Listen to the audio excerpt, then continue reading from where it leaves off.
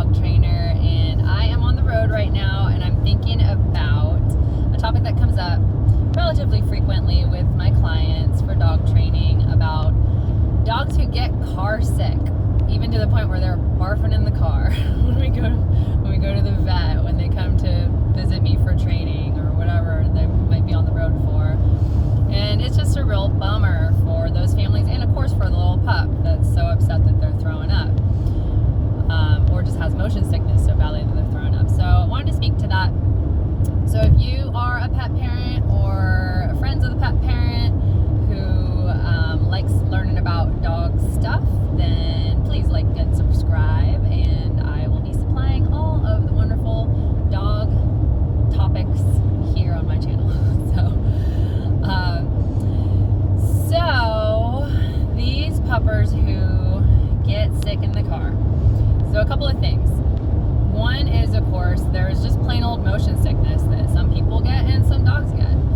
And so the best remedy that I've seen to help against that is actually ginger. There's a couple ways to administer it, so talk to your vet about that. But one thing that was popular for a while, I don't know if these cookies are still circulating, but one of the major pet retailers had these ginger dog cookies that had like pea protein or pea flour or whatever, and bone broth flavor or something, and ginger and something else in them. So I'm sure there's some home recipe for it, but just make sure it's with dog safe ingredients. I always like to remind everybody, make sure there's no powdered onion, no garlic, no salt, things like that in any of the recipe.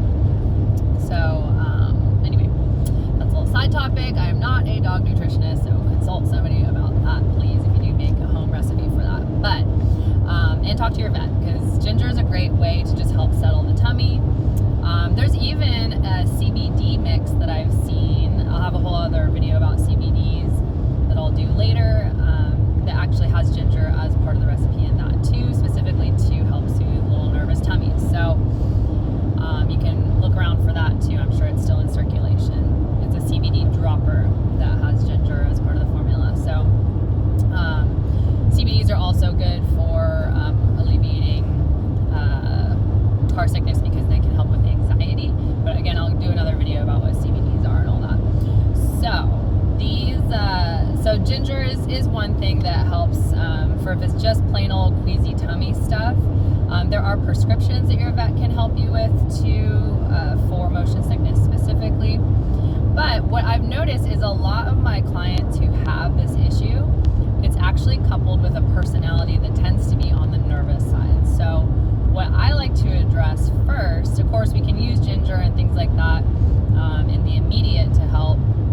But over the long term, I'm more interested in how can we help this dog to not be such a nervous wreck that they're giving themselves tummy trouble, basically. So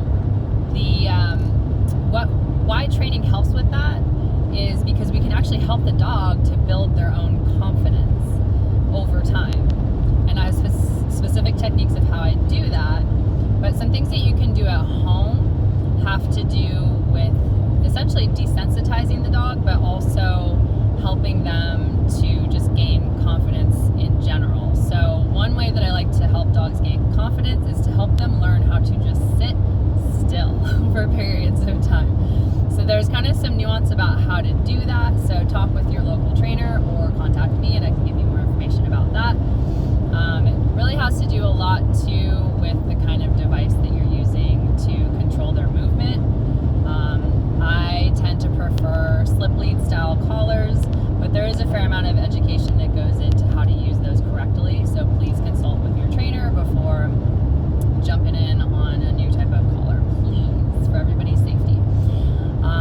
So that's one thing, teaching the dog how to sit still, even when we're out in exciting environments. There's a bird going by, there's a squirrel over there, there's 10 dogs over there, there's people, there's cars, there's motorcycles, and the dog just gets to sit still for a very short period of time at first, but then we build and build and build till they can sit for quite a while.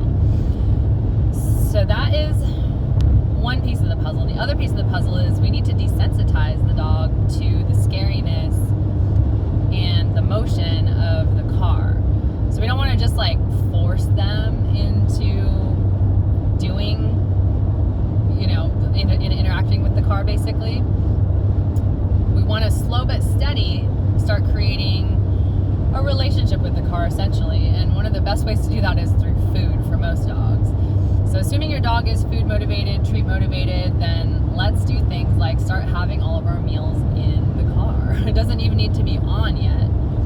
I mean, you can have it on just to have the AC on if it's really hot or something, but you could just sit near it, you could sit at the floorboards of it, you could sit in the trunk together of it, and let's just eat our meals there for several days, the dog's meals.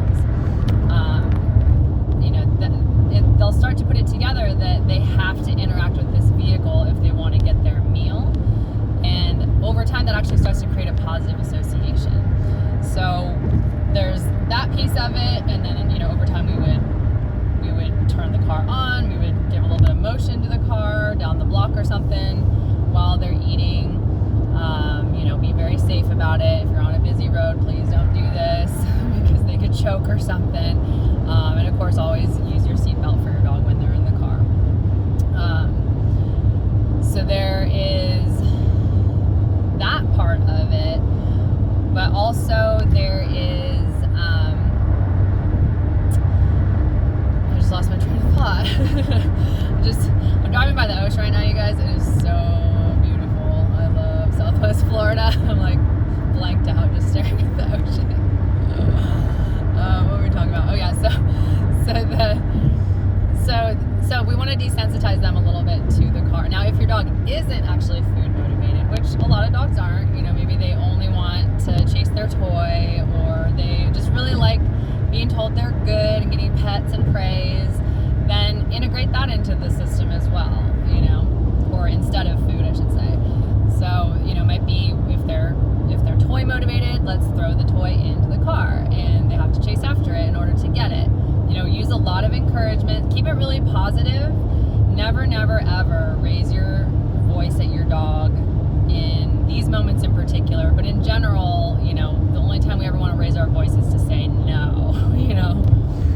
Getting kind of angry with them to try to motivate them, it has a reverse effect, and it just over time really degrades your relationship with your dog. So please try to refrain from being like, come on, or I hear people just yelling at their dogs. It's like, it just makes them shut down. So please just be mindful of that.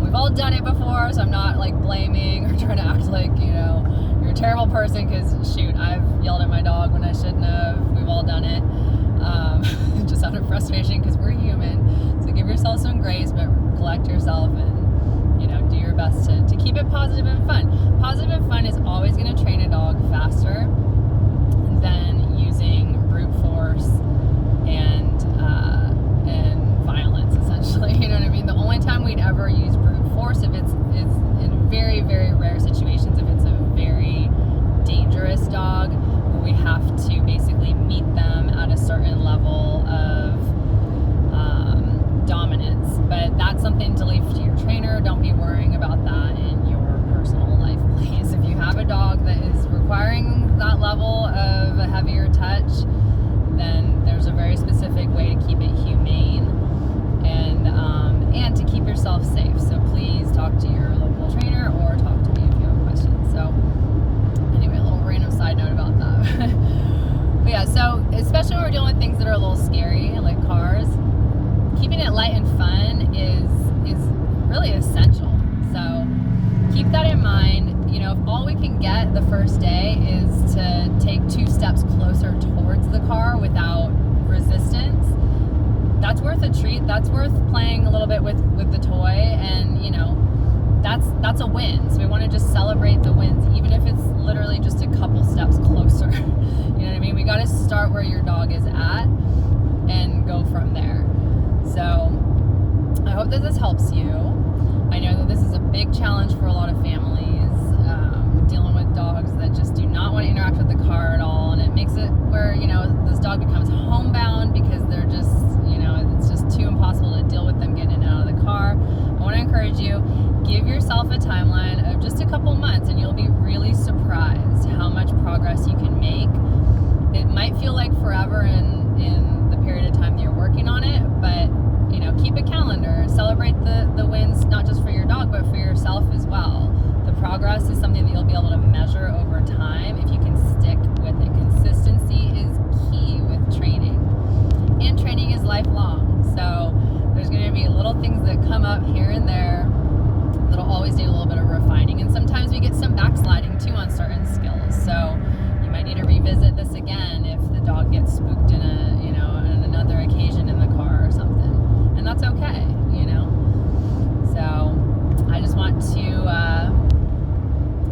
that you are doing a great job as a pet parent to just even be learning about these sorts of things.